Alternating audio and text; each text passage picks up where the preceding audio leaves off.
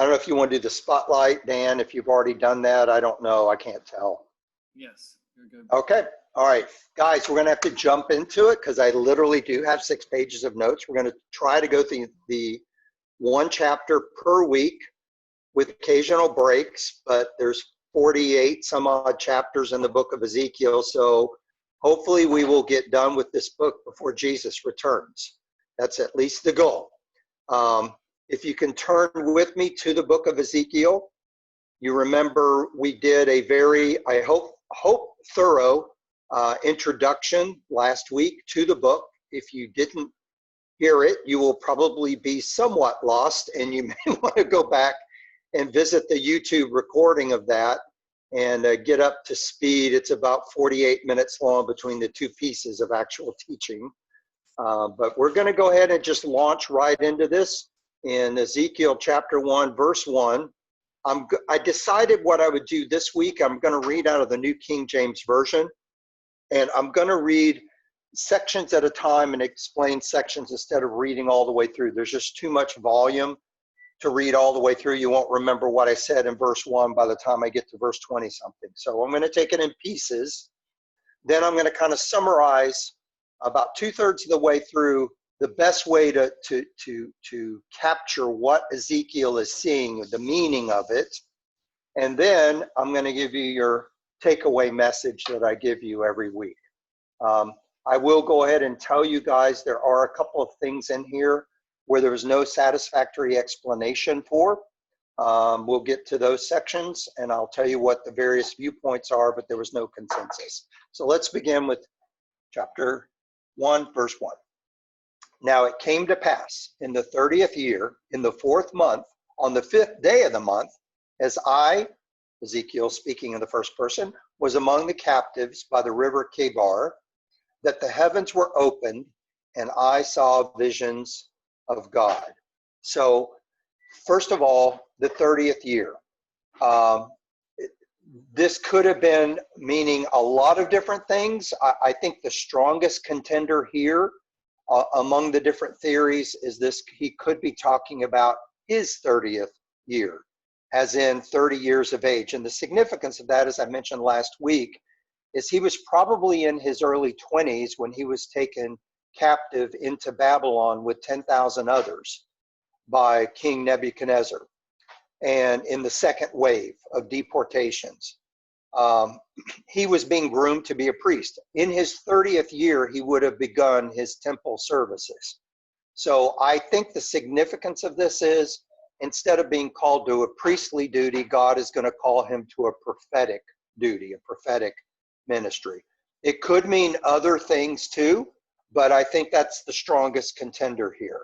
As we mentioned before, Ezekiel, along with Haggai, were the best in terms of documenting, dating, times, people, places. It's an extremely precise book, as you can tell in the opening line. This river Kebar, geographically, there was the main river that came through, and they would run this little canal off of it. It was an irrigation canal, actually navigable, and that was the river Kebar. So he was kind of near Babylon, in the outskirts of Babylon, along this little access canal, this irrigation canal.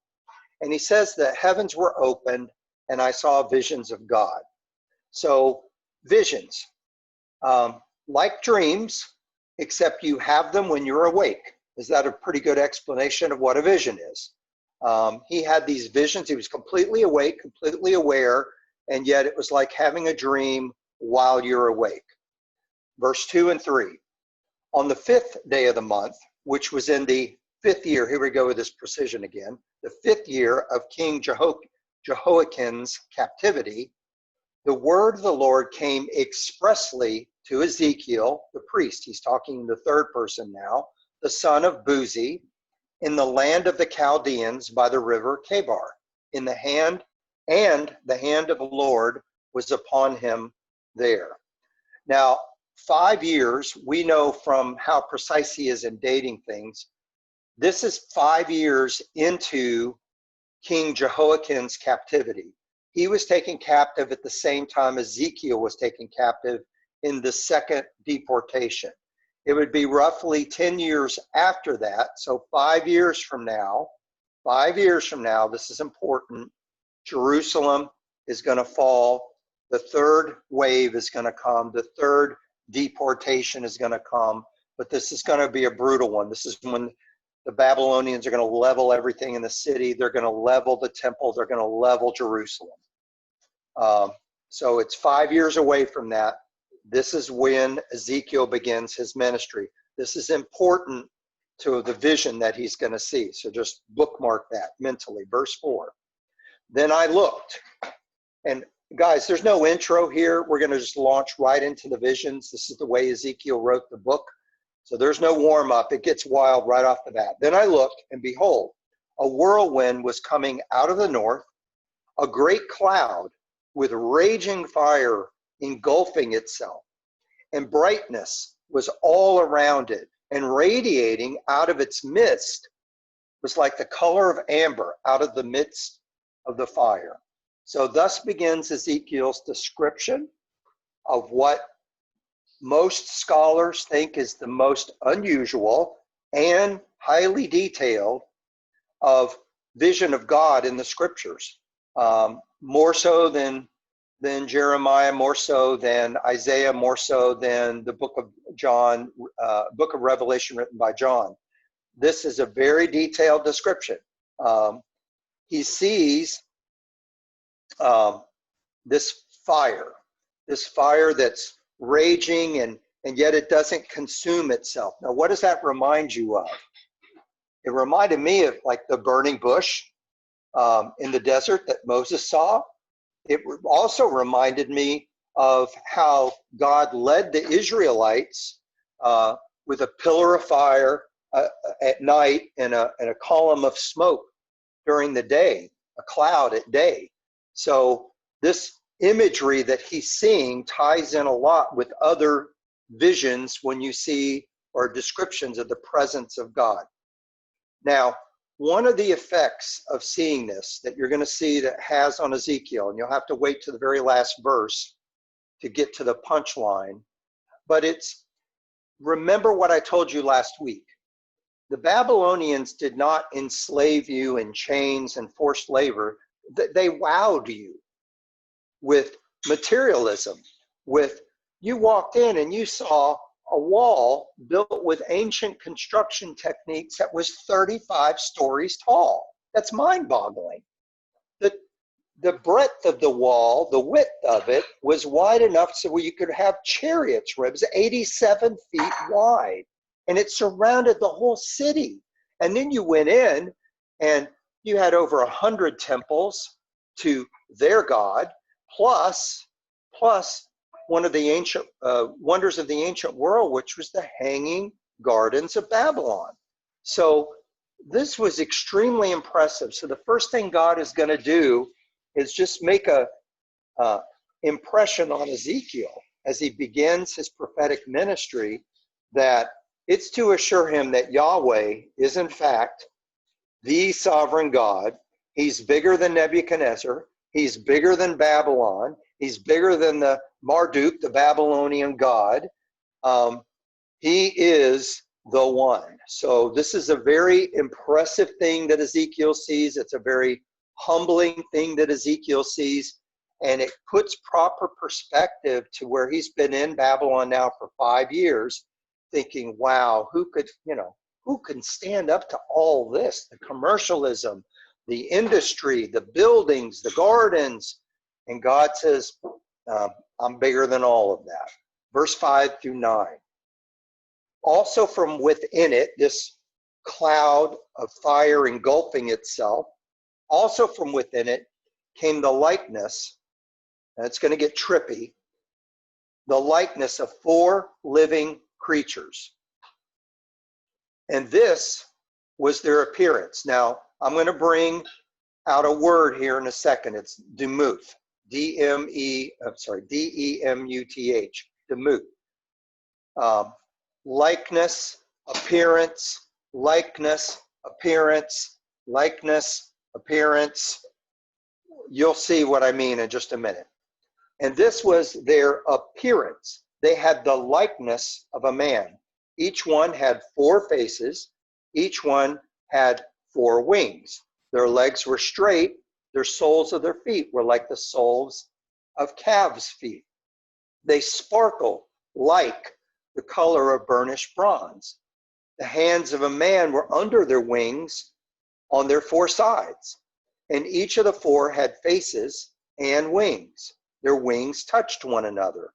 The creatures did not turn when they went, but each one went straight forward. They didn't. Now, when you go to walk, Lee, you go to walk, you're going to turn and look in what direction you're walking.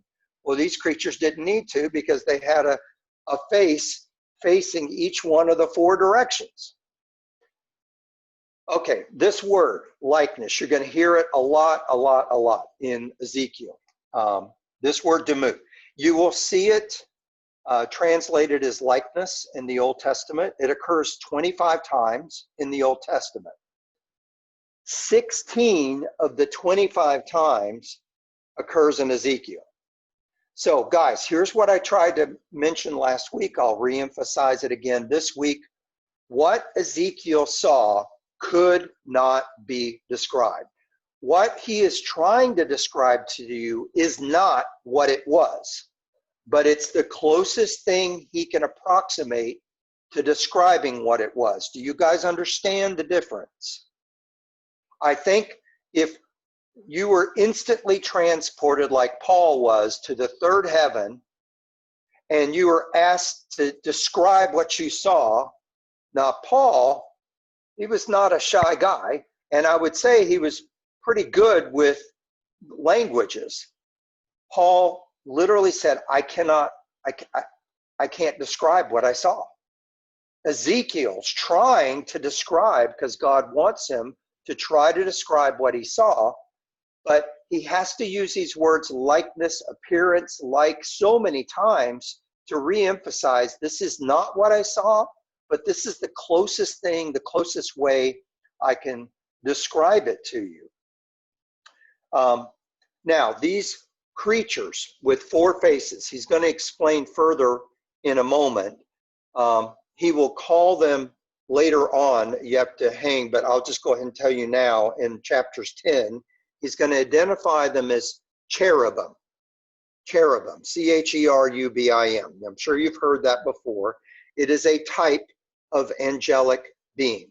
Apparently, angels may not only have different appearances, they have different roles and different functions as well. So cherubim are these creatures that he's describing, these angelic creatures. They seem to be always around the throne of God or attending in God's immediate presence. They seem to be unique in their power, possibly one of the more powerful classes or descriptions of angels.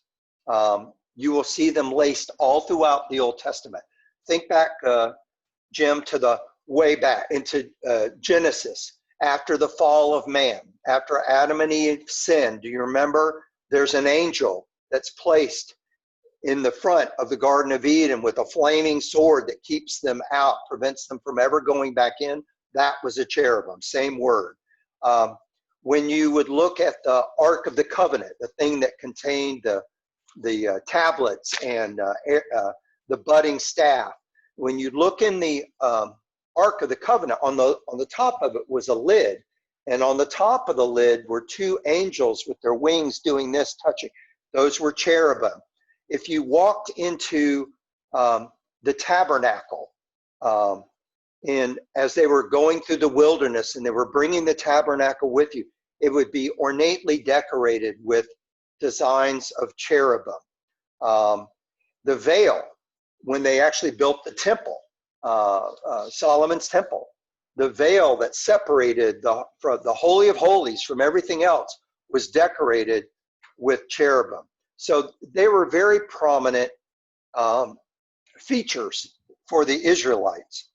Now, we call them cherubim. There's no agreement on, and I'll get to this in a minute, or I'll just go ahead and flesh it out right now. John saw the same creatures. Isaiah saw the same creatures, but they all described them differently. And I don't know how to reconcile the differences. Isaiah, they had 4 wings instead of, they had 6 wings instead of 4 wings. In John's vision in Revelation, there was a creature around the throne, and they had the 4 different faces, but the creatures only had 1 face per creature. Maybe John had a perspective where he could only see one of the faces that was turned to him, and Ezekiel could see 360 degrees around. I don't know. But clearly, and Isaiah in his writings called them seraphim instead of cherubim. So we're not going to get off into the weeds on angelic beings here. There are some discrepancies. There are some differences. I could not find any adequate I found excuses, but I couldn't find any adequate reasoning why the prophets saw these creatures differently. They could have been seeing different creatures. We won't know until we get there. So that's number one thing that I've told you I couldn't find a very good explanation for. You wouldn't know it if you were just reading through Ezekiel. You wouldn't know it, but on a trivia quiz, or if somebody's trying to trip you up, saying, well, the Bible contradicts itself, you need to know that the cherubim or seraphim are described differently between Ezekiel, Isaiah, and John. So just know that there are differences. Can the differences be rationalized and explained away? Yes, probably, but not by using the Bible. We don't know. We don't know. Please note that he said about these cherubim, they had the likeness of a man. Now, he noted very carefully, they were not men. They were angelic beings. They weren't humans, yet they looked similar in form and structure to a man. They looked more like a man than a whale. They looked more like a man than a bird. They looked more like a man than an elephant. They looked more human, but they weren't human. They were unlike any human on earth.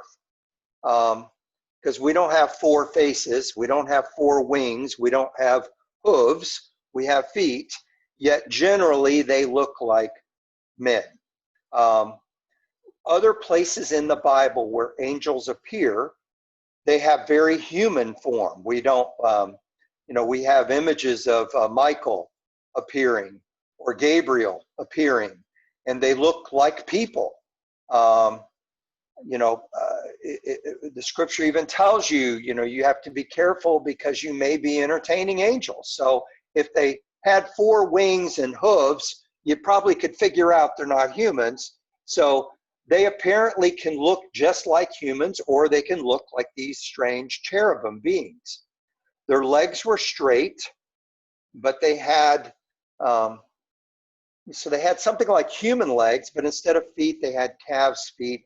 And they sparkled. Now you will see this burnished bronze description consistent. This is one thing that seems to be consistent. These beings radiate, light doesn't shine on them, they tend to radiate light out.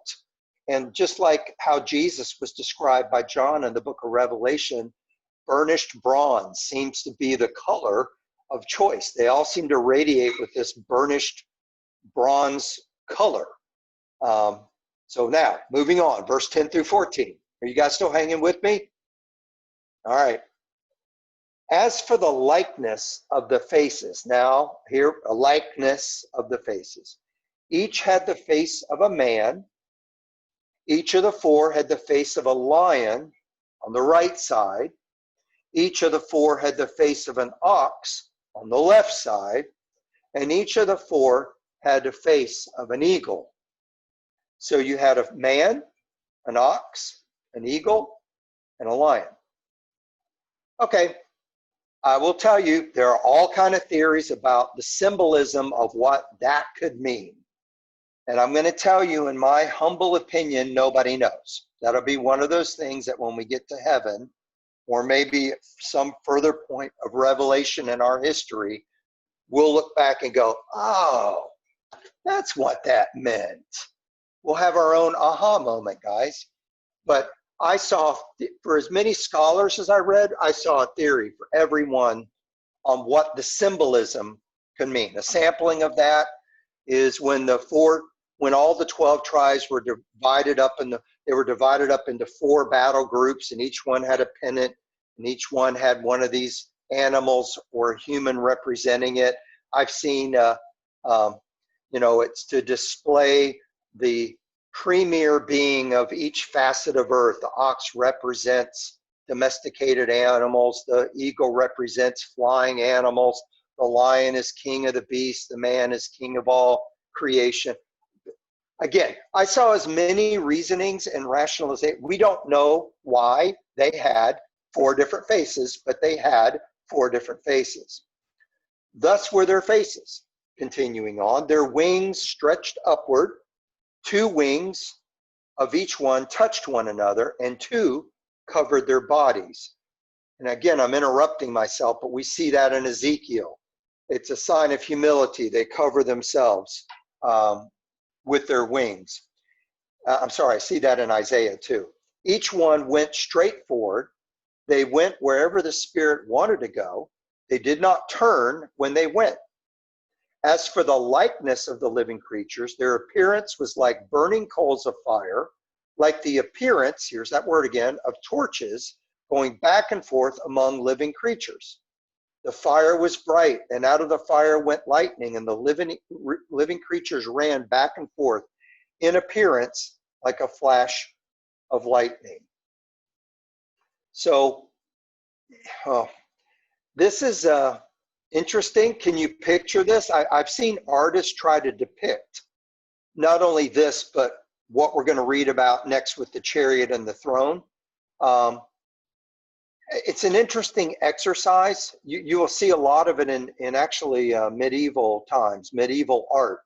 I think it's somewhat pointless to try to make this too finite, because clearly it isn't what he's describing, but that was what it was like. He said appearance. I don't know, did you pick that out? How many times did he say appearance and likeness and like in just those last couple of verses? Guys, he's seeing something so fantabulous, so overwhelming, something so indescribable. He's just doing the best that he can to put it into human terms, but it's clearly not the way that it was. You'll see that they went wherever they go, and the Spirit led them.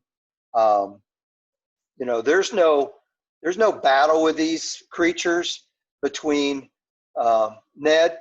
God tells you to do something, but your flesh tells you to do something else. You ever feel like you're in the middle of a battlefield, caught in the middle?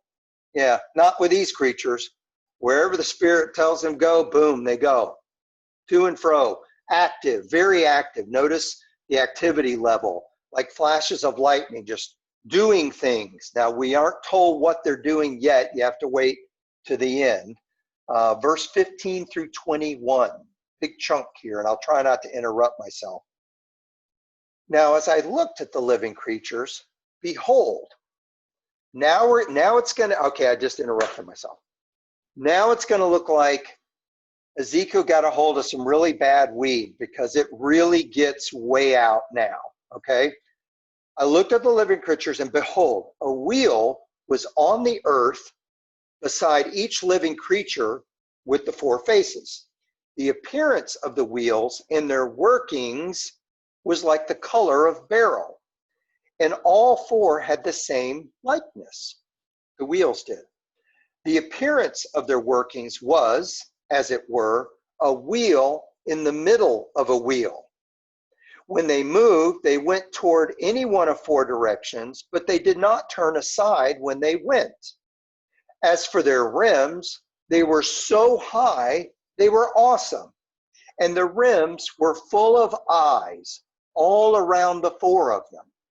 When the living creatures went, the wheels went beside them. When the living creatures were lifted up from the earth, the wheels were lifted up. Wherever the Spirit wanted to go, they went, because there the Spirit went, and the wheels were lifted together with them. for the spirit of the living creatures was in the wheels. When those went, these went. When those stood, these stood. And when those were lifted up from the earth, the wheels were lifted up together with them. For the spirit of the living creatures was in the wheels. Okay, Lee, you go ahead and explain that. You take that one. Okay, so what he's describing is technically impossible in human terms. A wheel, picture a gyroscope. Picture a wheel within a wheel, but somehow where the wheels touch the surface of the earth, each wheel, whether it's one going this way or one going this way, can have contact with the earth's surface. And therefore, the chariot that he's describing doesn't turn like, you know, if you're going to turn a wagon around, you got to have a pretty wide turning radius. We call it turning radius in auto world. This thing literally could just move any direction it wanted to go. And the wheels within the wheels, that's what that's describing. The symbolism of the eyes, somehow the wheels are linked to these four creatures with four faces who don't need to turn when they go because they've got a face that faces in each of the four directions, as does the wheel. So it means this thing's super mobile and it can go wherever the Spirit tells it to go. Now, I'm going to back up for a second, and I have to get to the punchline or else you guys are going to like, what the heck? What is this all about? Okay. Historically, the Jews back in Jerusalem, it was completely, utterly incomprehensible to them that God would ever allow judgment on the nation to the extent that Jerusalem would fall, the temple would be destroyed, and God's presence would be removed from the temple. Incomprehensible. To them, that means something is bigger than God and can defeat God. So they could not fathom that. So Jeremiah comes on the scene, prophet in Jerusalem, and saying, you guys got that all wrong. Babylon's going to come down in 3 waves. It's judgment against Israel for turning their back against the Lord. We haven't repented. Judgment is coming. Jerusalem's going to fall. The temple's going to fall. False prophets pop up everywhere, telling the people what they want to hear. Don't listen to that Jeremiah nut. Jerusalem can't fall. The temple can't fall. God's presence is in the temple. So they wouldn't change. Now, Ezekiel, 700 miles away in Babylon, 5 years away from this actually happening, his first vision is, I'm going to show you, Ezekiel, on top of the chariot. I'm going to tell you, on top of the chariot is God's throne. We're going to get to that in the last section here. On top of the chariot throne. Now the throne is not stationary, is it? It's moving all around, isn't it? It can move in any direction, can it? The beings can move in any direction, can it? The wheels can go in any direction, can it? What God is going to try to tell Ezekiel is, my presence is going to be removed from the temple at Jerusalem. I am bigger than the temple of Jerusalem. I don't need a temple in Jerusalem. If you hang tight with me for a year or so, you will see that Ezekiel will get a vision of hope towards the end of his ministry of God returning his presence to a temple in Jerusalem. But for right now, he is assuring Ezekiel that what Jeremiah is telling the people is absolutely 100% correct. My judgment is going to come on my people, and Jerusalem's going to get wiped out, Judah's going to get wiped out, and my temple's going to get wiped out. But I'm not about my temple. I'm not confined to a temple. So maybe that helps explain. Tell me, does that help explain this trippy stuff he's seeing? It's a picture. It's a symbol of something. I'm not saying he didn't see it. He did see it. But God's trying to paint a symbol of something. I'm not limited to a physical temple, a house. I'm going to get removed simply because I'm going to remove myself. because judgment is coming upon your land because you did not follow me. You refused to follow me. So I will pick it up. We're down to about 2 minutes in this section, and we only have, I think, 2 more sections to read through. So if you guys will do me a favor, we're going to sign off, then we'll go quickly back on the sign-on procedure, and I should have you out of here actually in plenty of time. So I'll see you back here in just a couple of minutes.